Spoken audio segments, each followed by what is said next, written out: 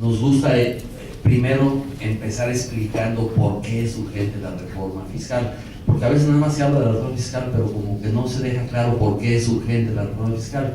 Lo que nosotros hemos estado comentando desde siempre es que nuestro esquema fiscal no es competitivo, y que como no es competitivo, entonces no estamos logrando que la inversión mexicana permanezca en México, y mucho menos estamos logrando que la inversión extranjera quiera venir a México. Por eso nosotros decimos que necesitamos salirnos del círculo vicioso en el que estamos, en el que por falta de inversión tampoco hay suficiente empleo, y como no hay suficiente inversión en empleo, tampoco hay suficiente pago de impuestos, y entonces estamos metidos en un círculo vicioso de malestar social. Y lo que nosotros apuntamos es que la reforma fiscal es urgente para hacer que nuestro esquema fiscal sea competitivo, para que entonces la inversión mexicana quiera permanecer en México, la extranjera en consecuencia quiera venir a México, y así con una inversión robusta generemos también la cantidad de empleos que el país necesita, que a su vez permitirá entonces que la recaudación se eleve a los niveles que el país requiere de 16-18%, y alcancemos entonces el bienestar social. Entonces, ese es un análisis que hemos estado presentando, te digo, desde hace mucho tiempo. Entonces, cuando ahora nos dicen una vez más, porque no es la primera vez que nos lo dicen, cuando dicen una vez más que los grandes flujos de inversión extranjera no están viniendo a México, pues la verdad es que no es ninguna novedad, llevamos ya muchos años así. Sí llega inversión extranjera, pero muy raquítica. Cuando tú analizas los grandes flujos de inversión extranjera, se van a otros países, no se están viniendo a México. Y eso es entendible, porque mira, si tú eres un corporativo que está en Estados Unidos, en Londres, da igual, en cualquier parte del mundo, y estás decidiendo a dónde llevas tu inversión, y dices, a ver, México tiene una tasa de impuesto sobre renta del 30%, pero Chile tiene una tasa de impuesto sobre renta del 17%, ¿a dónde te llevas la inversión? Entonces, no es el único factor, desde luego hay otros factores, la parte fiscal no es todo en la vida, pero definitivamente cuando un corporativo está decidiendo a dónde va a llevar su inversión, sí se hace lo que se llama un business plan, un plan de negocios, en donde se toman en cuenta muchos aspectos, pero uno de los aspectos que influye de manera importante es el costo fiscal de operar en un país. Entonces, como nuestro esquema fiscal no es competitivo, pues entonces la inversión extranjera en muchas ocasiones, mayoritariamente, no decide venir a México porque le cuesta más operar en México que en otros países. Insisto, no es lo único, incluye mucho el tema de seguridad para ver a qué país te vas, canales de comunicación, en fin, infraestructura del país, hay otros elementos. La parte fiscal no es la única, pero sí es una parte muy importante. México es el país número 11, 12, 13 en términos económicos del mundo, pero sin embargo en índices de competitividad seguimos estando en el lugar 50, 60, 70. Entonces, la inversión extranjera nunca va a alcanzar el potencial que podría tener en México hasta que traigamos a México a niveles de competitividad en el que podamos estar por lo menos en los primeros 20, ¿no? Que realmente es donde deberíamos estar. El caso de la informalidad también lo hemos venido apuntando desde hace muchísimo tiempo, que tenemos un problema muy serio en nuestro país que se llama economía informal, y lo señalamos como un problema muy serio en primer lugar por el tamaño de la economía informal. Nosotros habíamos venido diciendo que la economía informal en México alcanzaba niveles del 60% del total de los participantes en la economía, y eso nadie nos lo desmentía, pero tampoco se sumaban, tampoco nos hacían coro. Recientemente el INEGI ya reconoció esa cifra, ya se pronunció, y el INEGI ya acepta, ya reconoce que la economía informal en México alcanza niveles del 60%, lo cual significa que de cada 100 personas que llevan a cabo una actividad económica en nuestro país, 60 de esas 100 personas están en la informalidad. Entonces, pues eso es gravísimo, porque entonces más de la mitad de la economía, medida por participantes, está en la informalidad. Medida en pesos, es realmente una tercera parte de la economía la que está en la informalidad. Entonces, es un fenómeno muy grave, porque por sí mismo es un tamaño de economía informal demasiado grande. En todos los países hay economía informal, pero no de ese tamaño, ¿no? Y más nos preocupa porque en nuestro país hay estímulos perversos para que esta economía informal siga creciendo.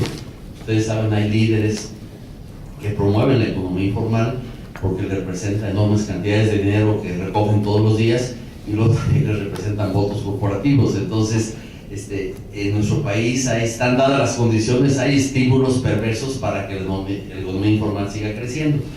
Y entonces, una vez que ya tienes el problema de la economía informal, afecta en primer lugar, como lo hemos venido diciendo desde hace mucho tiempo, te decía, afecta a la parte fiscal, porque decimos nosotros que así baje Dios del cielo con un esquema fiscal así divino, perfecto, y nos lo ponga sobre la mesa. Si ese esquema fiscal lo vas a aplicar únicamente al 40% de los participantes en la economía, pues nunca se va a resolver el problema de la recaudación de nuestro país. Nosotros requerimos que el esquema fiscal que finalmente quede en nuestro país se aplique a todas las personas que llevan a cabo una actividad económica, no únicamente al 40%. Entonces, tenemos ahí que la economía informal afecta a la parte fiscal, pero también no es la única afectación, también afecta a la parte financiera. ¿Por qué? Es muy sencillo, mira, el dinero es como un bien, es como un producto, el dinero tiene un costo. Cuando los riesgos del que presta son mayores, pues el costo se eleva, y al elevarse el costo, pues tienen que prestar a tasas más altas.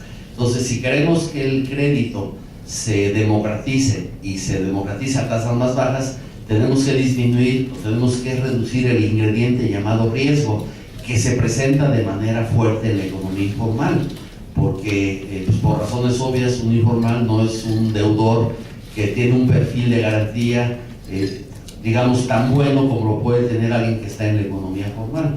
Por eso las palabras del ex director, o mejor dicho, del gobernador del Banco de México son en ese sentido, que requerimos resolver el problema del cuando menos reducirlo. A lo mejor es un poco demasiado pretencioso decir eliminarlo, pero cuando menos reducirlo a niveles más manejables, ¿no?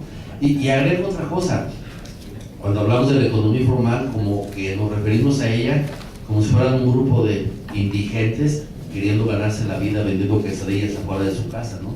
No, para nada. En la economía informal hay grandes estructuras, grandes mafias que están en la ilegalidad total, donde se desplaza muchas veces lo robado, la piratería, se desplaza pues, las importaciones ilegales, todo el mundo, o buena parte del mundo ilegal se desplaza a través de la economía informal. Entonces, cuando pensemos en la economía informal, no digamos pobrecitos, es la gente que no tiene trabajo y que sale a vender quesadillas afuera de su casa. No, esa no nos debe de preocupar, nos preocupa la que ya mencionamos, ¿no?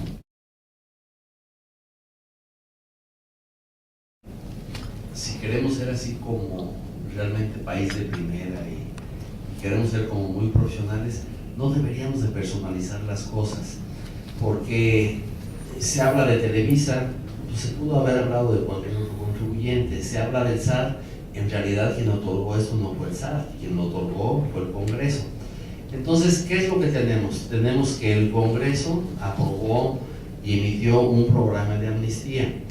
Esos programas de amnistía pues, pueden ser controvertidos. Yo sé que hay opiniones en el sentido de que qué barbaridad, cómo es que a los incumplidos todavía se les beneficia dándoles este tipo de facilidades, cuando a los cumplidos no se les dan premios, ¿no? Por ser cumplidos. Ese es un punto de vista desde luego muy respetable, pero también existe otro punto de vista, que es el hecho de que pues el país necesita recaudar, y ante la presencia de créditos que están por prescribir, que están en circunstancias especiales, es lícito, otros países avanzados lo hacen, no nada más México, el otorgar ese tipo de facilidades. Entonces a mí me parece que cuando queramos juzgar este tipo de programas hay que hacerlo como que en su conjunto. Son esquemas que tienen puntos así que a veces a uno le parece que no son adecuados, pero también tienen puntos positivos.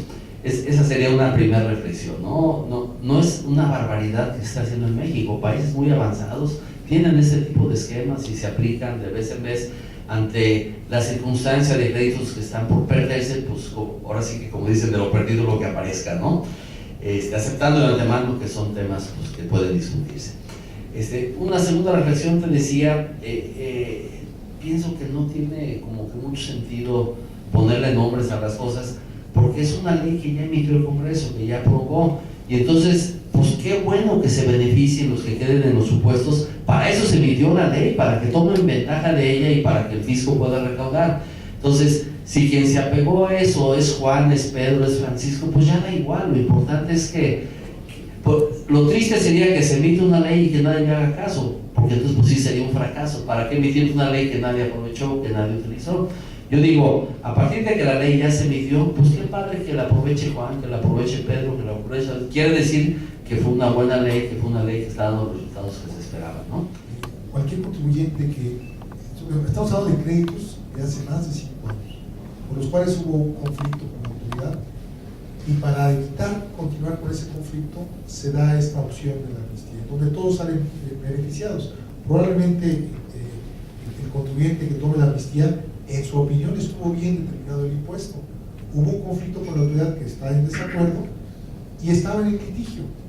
Entonces, viene esta oportunidad de concluir con ese litigio pagando un 20%, y creo que todos salen a mano. Probablemente hubiera ganado en el litigio, probablemente hubiera perdido no nada más el 20%, sino más allá, y una forma de concluirlo es a través de la amnistía. La amnistía beneficia también al fisco porque recupera de inmediato las cuentas que tenía ahí en litigio, ¿no? Estaban hablando de 100,000 millones, lo que se estimaba de recaudación por la amnistía. Ojalá se llegue a esa cantidad. Y claro, representa el 80% que no se recaudó. Bueno, quién sabe si se hubiera recaudado ese 80%, pero ya por lo menos cae en caja 100,000 millones de pesos por la amnistía.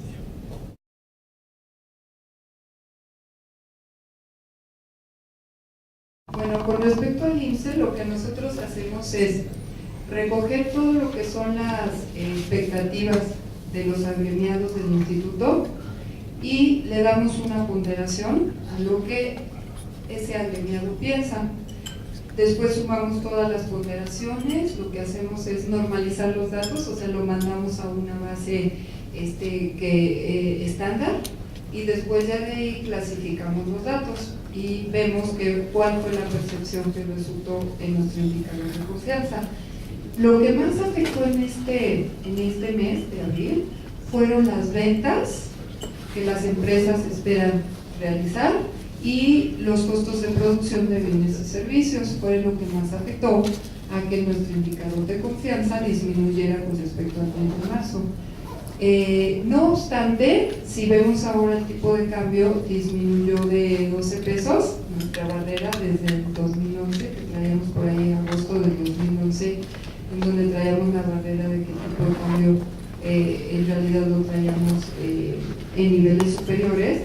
Ello va a beneficiar a los importadores, ¿no? O bien a quienes tengan un crédito denominado en dólares. Entonces todo esto puede ser, no sabemos ahora en el mes de mayo, junio, cómo es que vaya a resultar nuestro índice, y posiblemente veamos ahí reflejada la parte de los importadores, pero también el tipo de cambio afecta a exportadores, ¿no? Un tipo de cambio tan apreciado. Entonces lo que vamos a hacer es evaluar de manera objetiva nuestro indicador de confianza ahora en mayo y junio, a ver cómo es que esta parte del tipo de cambio nos afectó ahí en lo que es costos, y bueno, en la parte de ventas esa sería independiente a este aspecto, sino más bien la parte de ventas sería expectativas de crecimiento que tengan en